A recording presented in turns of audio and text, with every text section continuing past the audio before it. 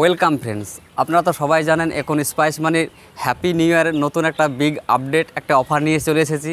তো এখন বর্তমানে স্পাইস মানির এটিএমের ওপরে দুর্দান্ত একটা অফার চলছে। সেটা আপনারা যদি 31শে জানুয়ারি আগে যদি আপনারা এই এটিএমটা যদি নিতে পারেন, তবে সম্পূর্ণ বিনামূল্যে কিন্তু আপনারা এই এটিএমটা পেয়ে যেতে পারেন। তো কিছু টার্ম অ্যান্ড কন্ডিশন আছে, সেটা যদি আপনারা পূরণ করতে পারেন তবে অবশ্যই আপনারা এটিএমটা ফ্রিতে পেয়ে যাবেন। তো আজকে আমি একটা দাদার কাছে এসেছি এটিএম দিতে। তো দাদা এটিএমটা নিয়েছে। তো দাদা এই কন্ডিশনটা কীভাবে পূরণ করবে তার সম্বন্ধে কথা বলবো। তার আগে দাদার দোকানটা একবার দেখে নেন। তো দাদার দোকানটা হচ্ছে, আমি এখানে একটি ব্যানার দিয়েছি, স্পাইস মানির টিম সবি বাংলা থেকে দিয়েছে। তো আমি টিম সবি বাংলা ডিস্ট্রিবিউটর হিসেবে কাজ করি। তো দেখতেই পাচ্ছেন দোকানটা খুব সুন্দরভাবে সাজিয়েছে। আপনারা এখানে দাদা ইন্ডাসইন্ড ব্যাংকেও কাজ করে। তো এখানে বিভিন্ন ধরনের যেসব কাজগুলো করে সেগুলো কিন্তু খুব সুন্দরভাবে লিখে রেখেছে। এখানে অনলাইনে সমস্ত কাজ করা হয়, প্যান কার্ড করা হয়। এবং দাদা আপনার নাম কী আছে আর এখানকার অ্যাড্রেসটা কী আছে? আমার নাম তাপস মণ্ডল। আমার দোকানের নাম হলো মাছা নেটওয়ার্ক অ্যান্ড টেলিকম। তো সর্বপ্রথমে আমি সবাইকে পুরনো বছরের বিদায় এবং নতুন বছরের শুভেচ্ছা জানাচ্ছি। আপনাকেও নতুন বছরে হ্যাপি নিউ ইয়ার। হ্যাঁ, হ্যাপি নিউ ইয়ার সবাইকে।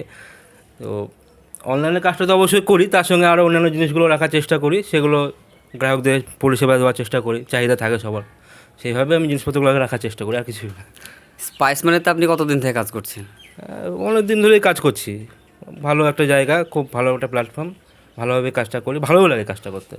কোনো সমস্যা হয়েছে? না না না, কোনো সমস্যা হয়নি। আমাদের যারা যারা আছেন, যারা কাজ করছে, খুব হেল্পফুল। তারা কোনো সমস্যা বললে আমাকে খুব হেল্প করে, কোনো সমস্যা হয় না। আপনি কতদিন থেকে ব্যবসাটা করছেন? আমার প্রায় 5 বছর হয়ে গেল।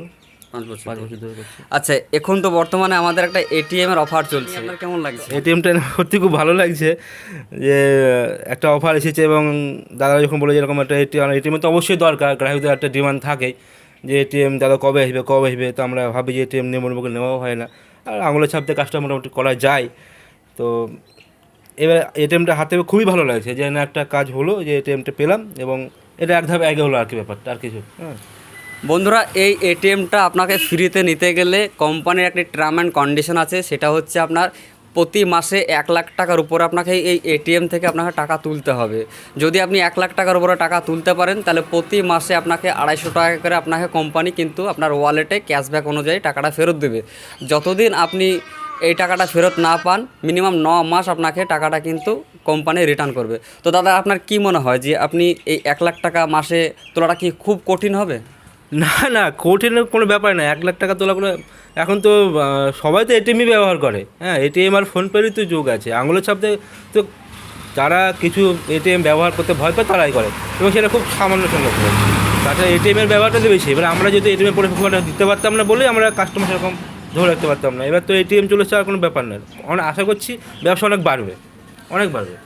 যারা নতুন আইডি নিচ্ছে তারা হয়তো এটিএম এখন বর্তমানে নাও নিতে পারে, কিন্তু যারা পুরনো আইডিতে কাজ করছে, যারা এর আগে বহুত 1 বছর হোক 2 বছর হোক আইডি নিয়ে আছে কিন্তু এটিএম যারা নেননি, তাদের জন্য কিন্তু সুবর্ণ কিন্তু একটা সুযোগ। কিন্তু এই মুহূর্তে আপনারা একটা এটিএম নিতে পারেন।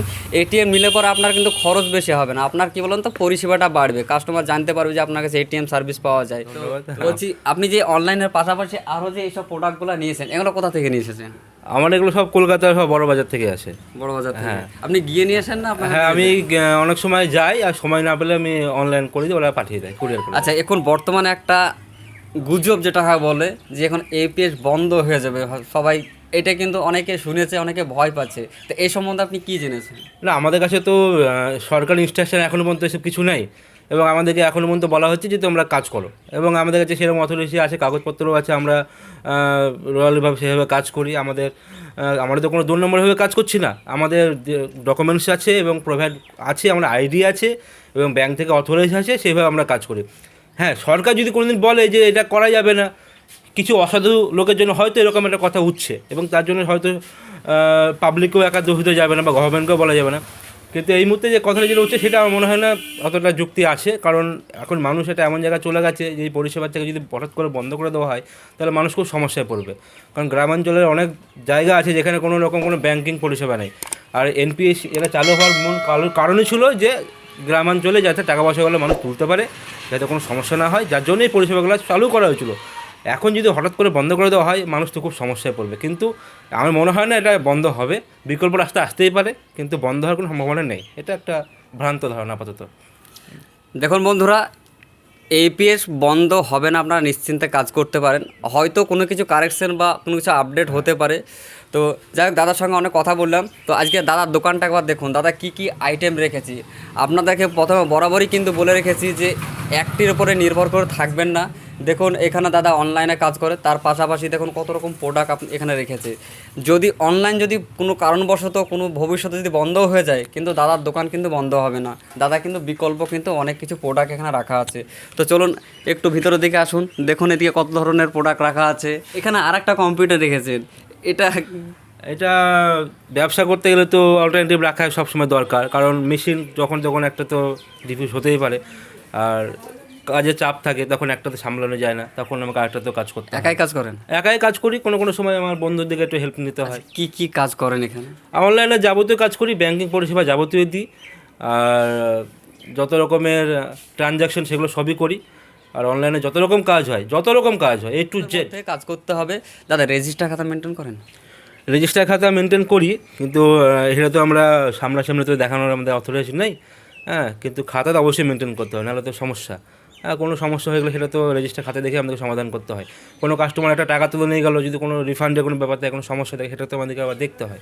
তো হ্যাঁ, অবশ্যই খাতা সবাইকে ব্যবহার করতে হবে, সমস্যা হতো। একটা ঘটনা কিন্তু শুনেছিলাম যে আপনি একজন টাকা পেন্ডিং হয়ে গেছিল, সেটা আপনি ক্যাশ দিয়েছিলেন, সেটা কিন্তু রিটার্ন চলে যায়। এই ঘটনাটা কি হয়েছিল একটু হ্যাঁ, সংক্ষেপে ঘটনা বলতে এটা মানে একটা আমাদের ব্যবসা, আমি সবাইকে বলবো যেটা আমার কাছে একটা শেখার বিষয় হয়েছে। অনেক সময় আমরা কী করি, যে ব্যবসার জায়গা থেকে বেরিয়ে গিয়ে একটু মানবিক হওয়ার চেষ্টা করি। হ্যাঁ, যে একটু নিজের জায়গা থেকে একটু ভাবি যে না, এটা একটা ব্যাপার। আমাদেরকে যেমন ইনস্ট্রাকশন আছে কোম্পানি থেকে, যে ট্রানজ্যাকশন যদি কোনো কারণে রিফান্ড ফেল হয়ে যায়, গ্রাহককে কোনো সময় পয়সা দেওয়া যাবে না, টাকাটা অটোমেটিক তার অ্যাকাউন্টে ক্রেডিট হয়ে যাবে। তো আমার ক্ষেত্রে একদিন একটু ভিন্ন রকম ঘটনা ঘটেছিল। একজন মহিলা এসেছিলেন, তাকে দেখে খুব খারাপ লেগেছিলো। তিনি একটা 5,000 টাকা অ্যামাউন্ট ট্রানজ্যাকশন করার জন্য এসেছিলেন, তুলেছিলেন, এবং তিনি টাকাটা তার অ্যাকাউন্ট থেকে উঠলো এবং সেটা অটোমেটিক আবার রিফান্ডেবল হয়ে যাবে, যেটা আমরা জানি। কিন্তু উনি আমাকে বললেন, দাদা টাকাটা আমার খুব আর্জেন্ট দরকার, তা আমাকে একটু দিলে খুব ভালো হয়। তো আমি আমার এখতিয়ারের বাইরে থেকে গিয়ে আমি তাকে হেল্প করেছিলাম, মানবিক দিক থেকে, ব্যবসায়িক দিক থেকে না, কিন্তু ওটা। কিন্তু তিনি সেটা কী করলেন, যে সেই টাকাটা নিয়ে তিনি আর আমার দ্বিতীয়বার আমার দোকানে আসেননি, এবং তিনি কোনোভাবে আমাকে আর সহযোগিতা করেননি। হ্যাঁ, তো পরে জানতে পারি যে তিনি টাকাটা পুরো আমার নিয়ে নিয়েছেন। তো সবাইকে আমি বলবো যে এরকম, এটা একটা শেখার বিষয়। হয়তো আমরা অল্প টাকার মধ্যে দিয়ে গেছে, কিন্তু ব্যবসা করতে গেলে সিম্পেতে কোনো জায়গা নেই। 1 টাকাই হোক, আর 1,000 টাকা হোক, আর 1 লাখ টাকাই হোক, প্রত্যেক বন্ধুকে আমি বলবো, আমি অল্প টাকার মধ্যে দিয়ে আমার গেছে, কিন্তু কেউ কাউকে 1 টাকাও দেবেন না। যদি কোনো ট্রানজ্যাকশন ফেল হয়ে যায়, ঠিক আছে, তা প্রুফ আছে, টাকা অটোমেটিক রিফান্ড হয়ে যাবে, গ্রাহককে বলবেন, কিন্তু নিজে থেকে কাউকে 1 টাকা দেওয়া যাবে না। আর দিলে পরে কিন্তু সেটা কিন্তু কোম্পানি বা আমাদের যে অথরাইজ আছে তার জন্য কোনো দায়ী থাকবে না। এটা আমি প্রত্যেকটা বন্ধুকেই বলবো। তাই এটা একটু ব্যাপারটা একটু দেখতে হবে।